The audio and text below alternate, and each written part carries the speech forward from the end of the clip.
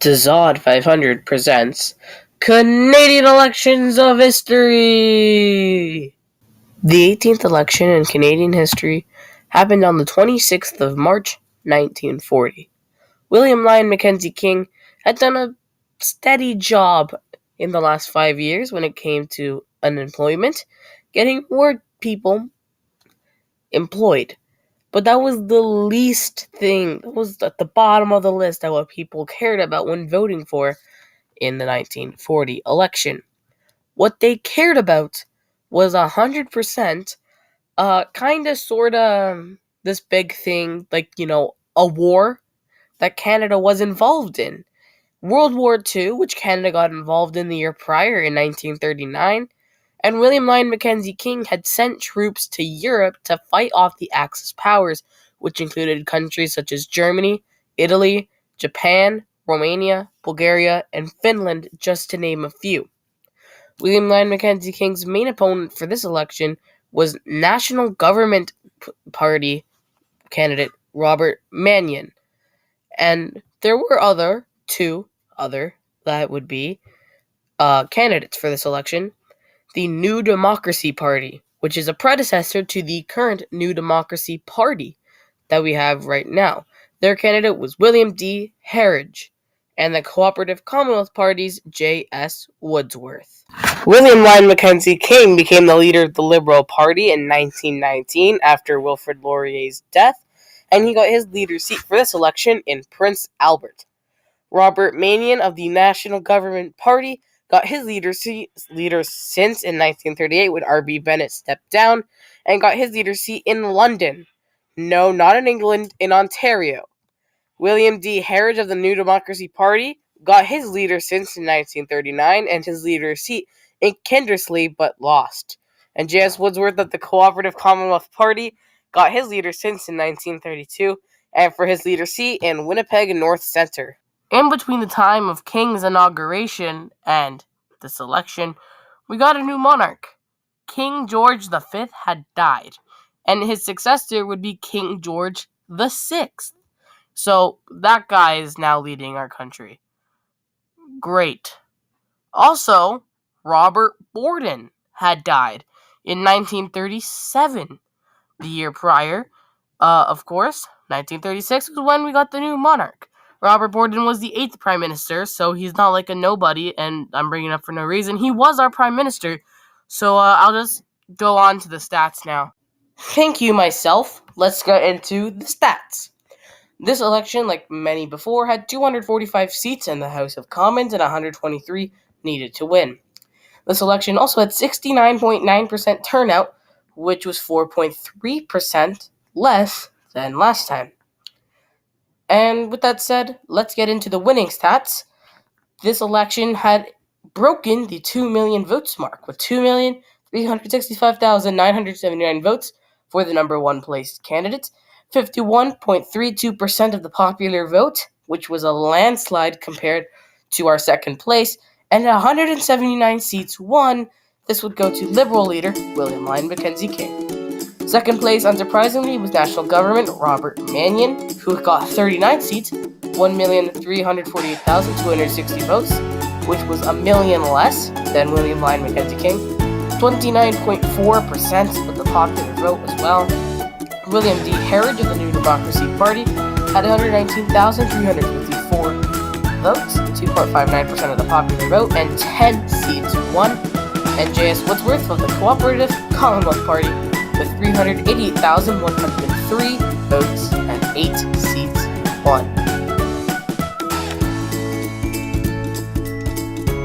And I'll see you guys for the election of 1945.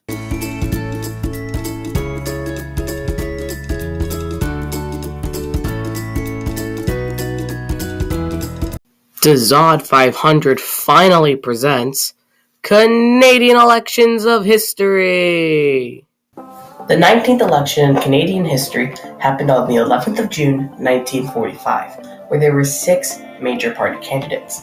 There was the incumbent Liberal leader in William Lyon Mackenzie King, the Cooperative Commonwealth Party leader M.J. Caldwell, the Social Credit Party leader of Solon Era Lowe, of course, the Conservative leader, but this time it's the Progressive Conservative Party with John Bracken, the Bloc Populaire, which is basically the modern-day predecessor of the Bloc Québécois Party, led by Maxime Raymond, and the Labour Progressive Party, led by Tim Buck.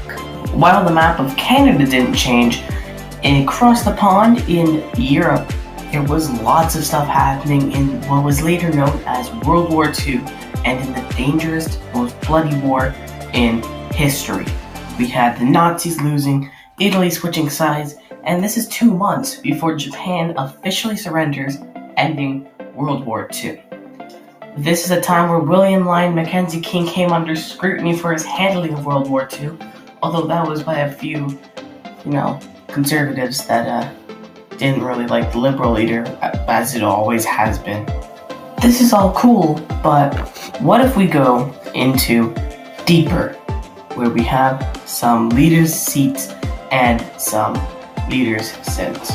We'll start off with the Liberal leader, William Lyon Mackenzie King, who got his leader seat in Prince Albert, yet he lost re-election. He was the leader since, of course, the 7th of August, 1919. John Bracken, the leader of the Progressive Conservative Party, achieved that title on the 11th of December, 1942, running in Nepawa. M.G. Caldwell of the Cooperative Commonwealth Party had that title since the 22nd of March, 1942, getting his leader seat in Rosstown at Biggar. Sullivan Earl Lowe, his party, the Social Credit, he got his leader since on the 6th of April, 1944, in Peace River. Maxime Raymond of the Bloc Populaire Party, and on the 10th of February 1943 in Beauharnois-la-Père, somewhere in Quebec City. And then Tim Buck from the Labour Progressive Party getting his leader since in 1929, and he ran in Trinity, but he did lose. So, it says a lot about his character. That's cool and all, but what happened in the actual election? What we actually care about?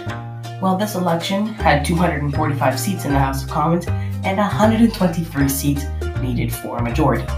And with 75.3% of the people actually voting, which is 5.4% more than the last one, people were not afraid to show their opinions on William Lyon Mackenzie King and the other candidates. And it shows.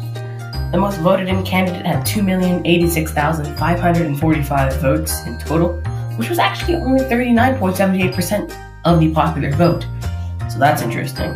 And with only 118 seats won, that isn't enough for a majority government, but of course still the Prime Minister. This candidate would be, of course, William Lyon Mackenzie King, staying in office until the next election, which we'll get to. The other candidates, John Bracken, of course, 1,448,744 votes, which is 27.62%, and also 67 seats. M.J. Caldwell with 28, Sullivan Earl Lowe with 10 seats. Maxime Raymond of the Bloc Populaire Party, he had only 2 seats won, and Tim Buck with, 1. And I'll see you guys for the election of 1949.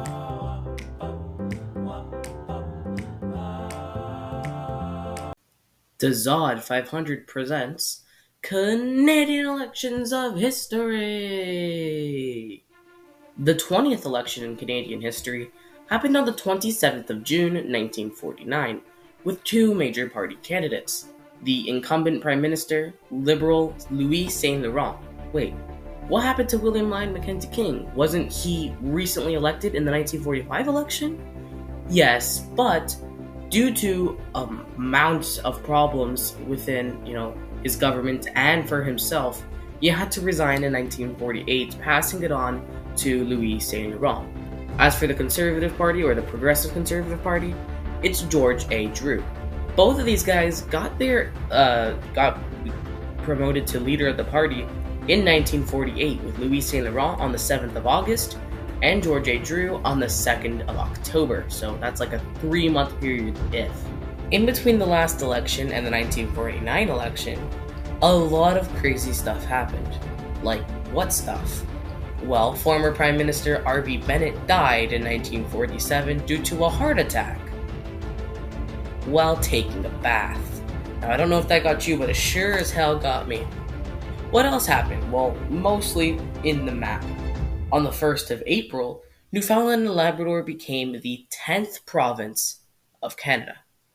And just 3 days later, they would look all like idiots because NATO would form up. Newfoundland joined because they were scared that they were going to be colonized after the Second World War. And then 3 days later, NATO happened, and Newfoundland and Labrador likely would have been one of the founding members. So, kind of not the smartest move there, Newfoundland, but I'm happy. Let's move on to the good juicy stuff, though. How many seats were there in the House of Commons? 262, so 132 seats are needed for a majority. And, well, one of the candidates did get more than 132 seats. So, which one was it? Well, you're gonna have to wait around because this candidate who got over 132 seats got 2,874,813 votes, with 49.15% of the votes, and 191 seats won. Yeah, no surprise, it's the Liberal Louis Saint-Laurent. George A. Drew of the Progressive Conservatives got 1,734,261 votes, 29.65% of the popular vote, and 41 seats. So this was a landslide in favor of the Liberals. And I'll see you guys in 2024.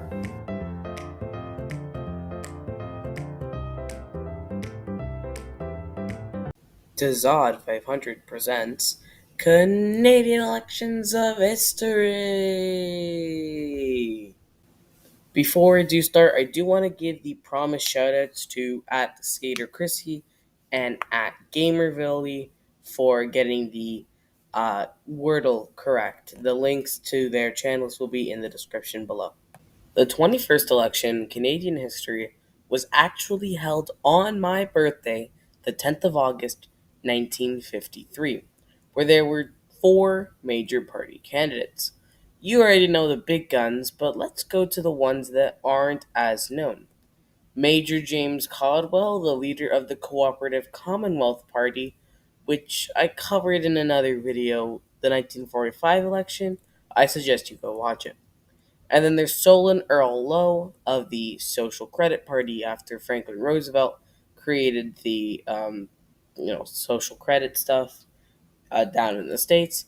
Of course, people wanted to come here, and Solon Earl Lowe was one of them. So that's basically what happened. He's been the leader of this party since the 6th of April, 1944, and he's getting his leader seat in Peace River, while Major James Caldwell, back of the other party, got his leader. He was been the leader since the 22nd of March 1942, and he got his leader seat in Rosetown Bigger.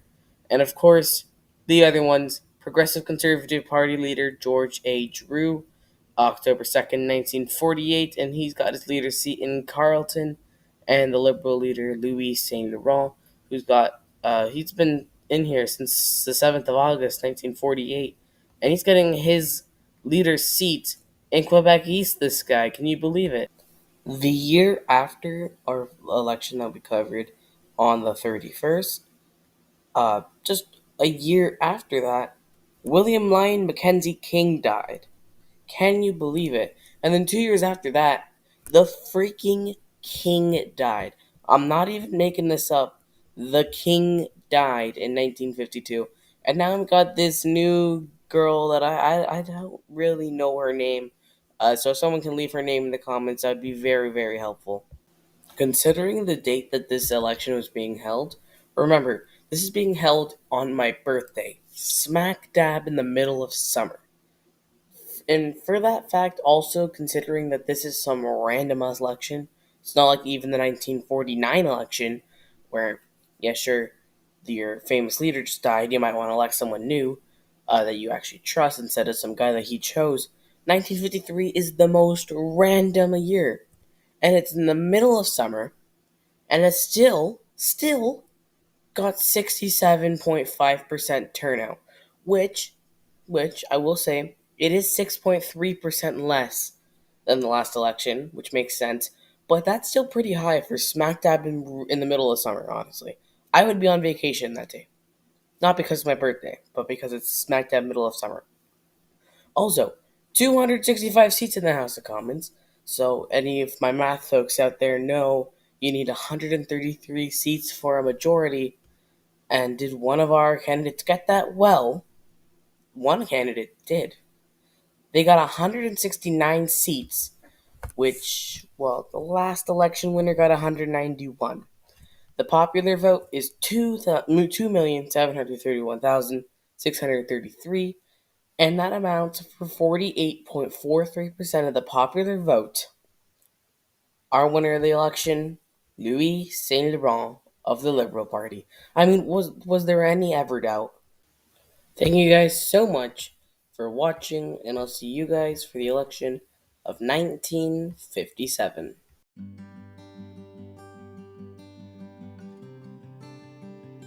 The Zod 500 presents Canadian Elections of History. The 22nd election in Canadian history happened on the 10th of June 1957, where there were four major party candidates. Louis Saint Laurent of the Liberal Party, who's been leader since the 7th of August 1948 when William Langdon King resigned. John Diefenbaker, the leader of the Progressive Conservative Party since December 14th, 1956. Major James Caldwell, the leader of the Cooperative Commonwealth Party since the 22nd of March, 1942, so a long time ago. And then Solon Earl Lowe, the leader of the Social Credit Party since the 6th of April, 1944. Despite Louis Saint Laurent having a pretty decent time in office, his around the world trip in 1954 really started to tire him out, and actually he was thinking about retiring from politics privately. Evidently, after this election, he would retire in January. I'm going to forget that I said that, okay? But yeah, Louis Saint Laurent's popularity was taking a dip, and Diefenbaker's was actually rising. Let's move on to the stuff that's actually good about the election, like, I don't know, the actual results. Well, first off, there were 265 seats in the House of Commons, meaning that 133 were needed for one to have a majority. There was 74.1% turnout of the 100% of the population, obviously, and the winner of this election would have 112 seats won, which does not give you a majority, but the other candidates didn't have that many, so they became the next prime minister, but they didn't have the majority of Congress and the Senate and stuff like that. They did only have 2,572,926 votes, which wasn't even the number one amount of votes, and 38.5% of the percentage of votes also is not number one. But despite this, John Diefenbaker was still elected as Prime Minister. And despite Louis Saint Laurent having more votes and more of the percent, he only had 7 less seats, and those 7 seats knocked him out of office. It was going to be a very close election, and everybody knew that, and it did turn out that way.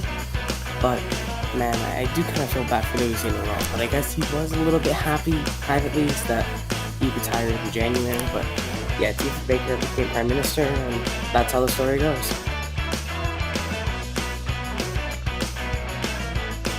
And I'll see you guys for the election of 1958. The Zod 500 presents Canadian Elections of History. The 23rd election in Canadian history happened on the 31st of March, 1958. One day before April Fool's Day. So had they waited one more day, it seems like, the winner would probably not, be the winner that people would accept. But anyways, this election had 4 major party candidates, but these candidates got little to no seats, so they're not important.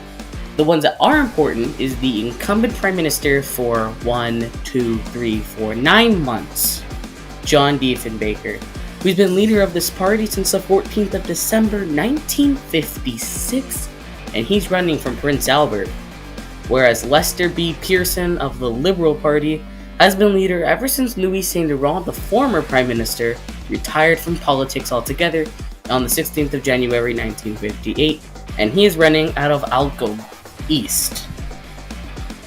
Lester B. Pearson would actually do one of the most scumbaggery things a political candidate can do towards their rival: call for them to resign. That's right, when Lester Pearson was first chosen to be the new Liberal leader after Louis Saint Laurent's resignation, he gave an ill-advised speech calling for the resignation of John G. Diefenbaker. Diefenbaker said, "No, fight me," and so he did. Pearson's horrible idea to call out the pretty decently popular Prime Minister John Diefenbaker to resign helped Diefenbaker massively, and I mean insanely massively, in this election. With 265 seats in the House of Commons and 133 needed to win, John Diefenbaker received 208, going from a small majority government of just 7 extra seats to the biggest majority in the House of Commons ever. A massive gap, and I mean insanely massive. 160 seat difference, because Pearson received 48, and those had to be the most liberal places in the entire world to have somehow still voted for Pearson after his tremendously horrible campaign that he had put up. Diefenbaker received the most votes up to that point with 3,910,852, which somehow only amounts to 53.67% of the popular vote. So yeah, I mean, I very rarely, when I'm making these videos, root for a candidate to win, but this is the only time that I wanted Diefenbaker to actually win this election because of just how much Pearson messed up his campaign. Not only calling out Diefenbaker to resign, but there were a million other things that Pearson could have done way better to help his campaign, but just fumbled it in the end. But yeah, whatever. By that time, though, it wasn't really popular to oust your current leader and put them in for another one after losing an election like it is now. Well, maybe that's going to dictate Canadian future, but I can't give away hints.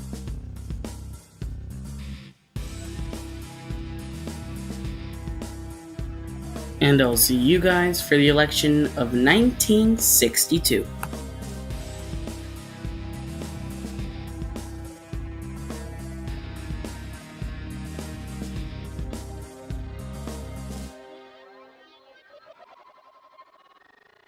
The Zod 500 presents Canadian Elections of History. The 24th election in Canadian history happened on the 18th of June, 1962, where there were 4 major party candidates. We'll start with the non-important ones like Robert N. Thompson of the Social Credit Party, which for some reason is still around, and I cannot tell you why. And I really hope they get out of here as soon as possible because they are making my life miserable. You got that, Thompson? You got that? I don't know if you're still alive or not, but if you are, you make my life worse. Just kidding, by the way. And then the first NDP leader, yes, the New Democratic Party has now formed, and Tommy Douglas is running that one. And then to the big guys that people actually care about.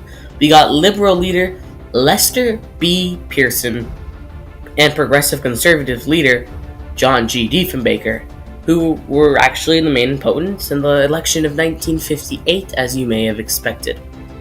Diefenbaker has been leader of this party since the 14th of December 1956, and for Pearson, that's ever since Louis Saint Laurent resigned from politics altogether in the 16th of January 1958. Thompson What do you got to say for yourself? When were you leader? The 7th of July, 1961? Well, that sucks, because I've been leader since the 6th. But Tommy Douglas been since the 3rd of August, 1961. For leader seats, since we might as well just get into that. Prince Albert is where Diefenbaker is running from. Pearson is running again from Algoma East. Thompson in Red Deer, because of course he is. And Tommy Douglas ran in Regina City, and, well, being an NDP, he lost. During Diefenbaker's time in office, he had introduced reforms to social programs, a Canadian Bill of Rights, and way other changes. The Tories also tried to defend the decline of the Canadian dollar by pointing out that benefits to tourism, industry, exports, manufacturing, and farming. So, I mean, does that check out for the dollar declining? You know how last year, 1958, Pearson said that Diefenbaker should resign and he had a horrible campaign.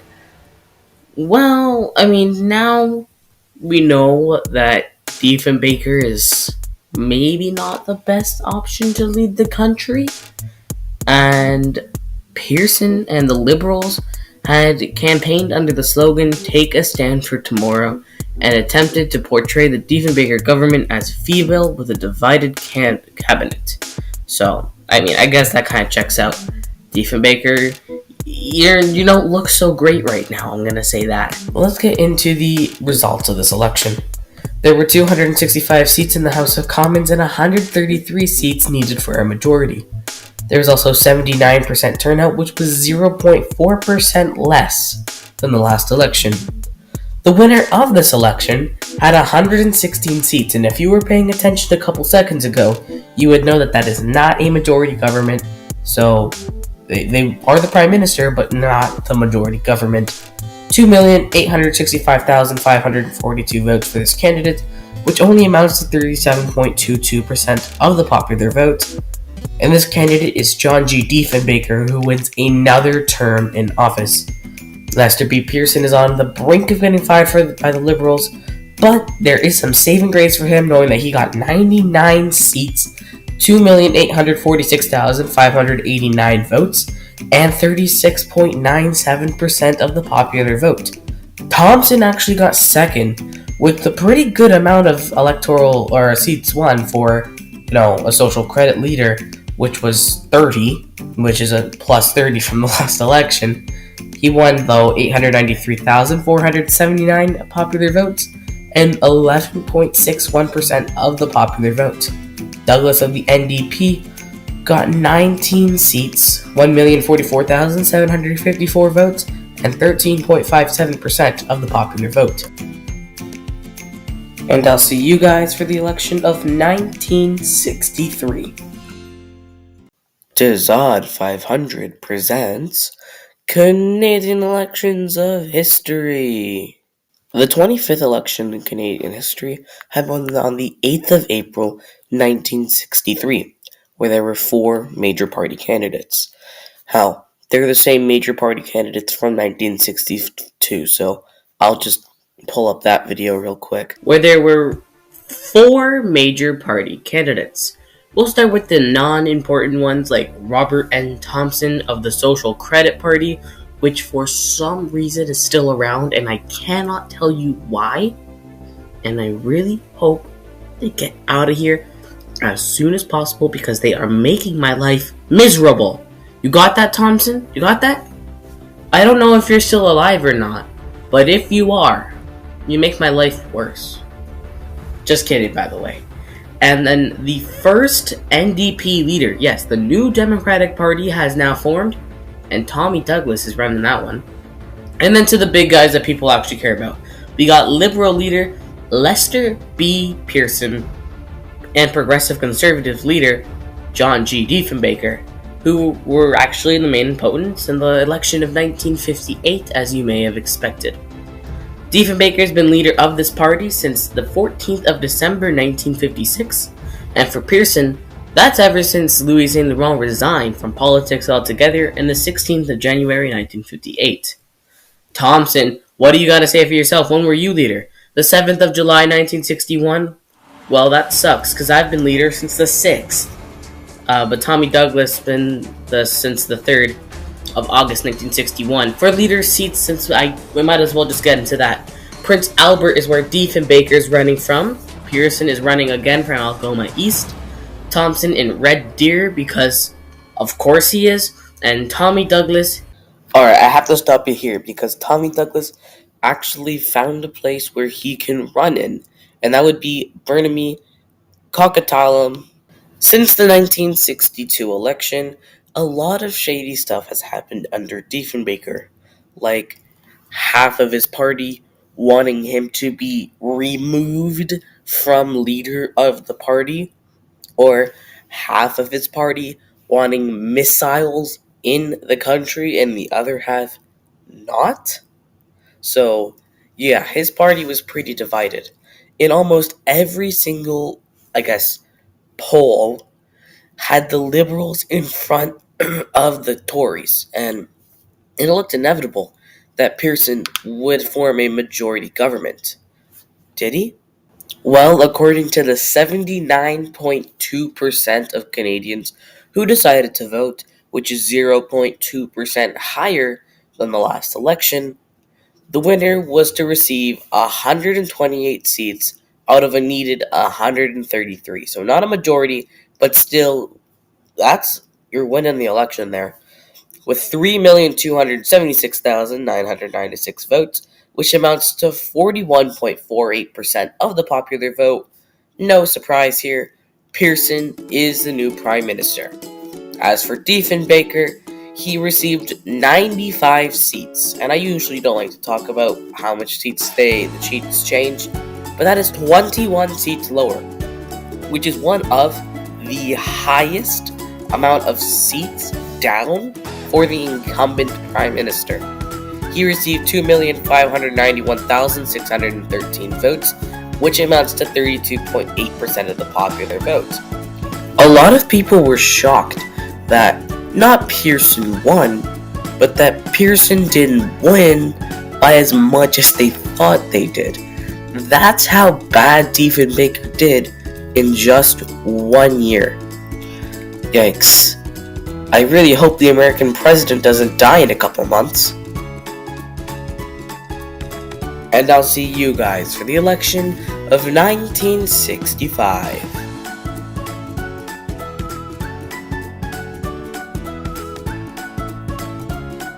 Dazod 500 presents Canadian Elections of History. The 26th election in Canadian history was the first one to take place in November. This took place on the 8th of November 1965, where there were 5 major party candidates, but technically there were 4 parties. Yeah, the Social Credit guys ran 2 people. There was Réal Couette of technically it was called the Réellement Crédiste Party, but we all know that really just means Social Credit Party. And he's been leader since the party formed just over 2 months before this election on the 1st of September 1963, and he's running from Villanueva, while Robert N. Thompson is running for the Social Credit Party, and he's been leader since the 7th of July 1961, and he's running in Red Deer just as he did the last couple of elections. The NDP is going to be running Tommy Douglas again, who's been leader since the 3rd of August 1961, who's running in Burnaby, Coquitlam. The Liberals are running, of course, incumbent Prime Minister Lester B. Pearson, who's been the Liberal leader since the 16th of January 1958, from Algoma East. And the Progressive Conservatives couldn't make up their mind as to who the hell they wanted to nominate, so they just went for John Diefenbaker again. Well, I mean, they didn't go for him. He's been the leader since the 14th of December 1956, and he's running from Prince Albert. In this election, the most hotly contended issues were old age pensions, because the Liberal Party pointed to having They increased the pension to $75 per month for people 70 years and older, and plan to reduce the eligibility age to 65 if Pearson gets elected. And most people were excited about that, to say the least. What else happened during the 1963 to 1965 time? Well, this. We got a new freaking flag. Doesn't it look so sick? Actually, it created a new whole type of design called the Canadian Pale, which actually I believe only one Canadian province actually uses, or territory. I think it's the Northwest Territories. But yeah, it's a really cool design and a really cool flag. Props to Pearson for setting that up. Oh, and also, people were more worried about security now. Well, why was that? Well, the very, very, very popular US president, not just in America, but also in Canada, John F. Kennedy, was just assassinated in November of 1963. That's why everyone's worried about security. But I don't think any of the two major party candidates were seriously thinking about, gun protection, because they knew they were not going to get shot, okay? This election in the House of Commons had 265 seats, so 133 would be needed for a majority. This election also had 74.8% turnout, and the winner of this election would get 131 seats, 3,099,521 votes, and 40.18% of the popular vote. That guy would be Pearson, as he would spend another term in office. Diefenbaker did better than Douglas, of course, but a lot of people were expecting Diefenbaker to do much, much worse, which, again, is absolutely funny considering Diefenbaker was, in his time, a decent politician. This would be the last time that a Conservative Party leader would get 100% of the seats in Alberta. In fact, Lester Pearson didn't win a majority because of his non-existent popularity in the prairies, because Diefenbaker was all over there. In fact, he's buried in Saskatchewan. But I'll see you guys for the election of 1968.